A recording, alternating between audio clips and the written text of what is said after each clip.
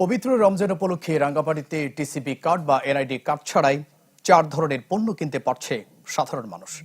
সকাল থেকে শহরের 5টি পয়েন্টে প্রতি প্যাকেজ 450 টাকা দরে পণ্য বিক্রি করা হয়। জেলা প্রশাসন জানিয়েছে, প্রতি পয়েন্টে প্রথম 400 ভোক্তা পণ্য কিনতে পারবে। এর মধ্যে রয়েছে 2 কেজি মসুর ডাল, 2 লিটার সয়াবিন তেল এবং 1 কেজি চিনি ও ছোলা।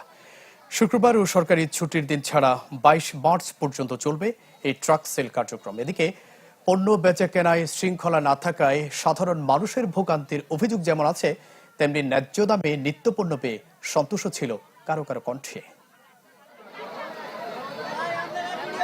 টিসিবির কার্ড ছাড়া পণ্য পাইছি, কিন্তু একটু শৃঙ্খলা থাকলে একটু ভালো হতো। আইডি কার্ড দিয়ে মনে করে অল্প মাল লইছি, ডাল, চিনি, তেল, ছোলা। ডাল, চিনি, ছোলা এগুলো আমরা বাজার থেকে কম দামে পাইছি টিসিবির মালে।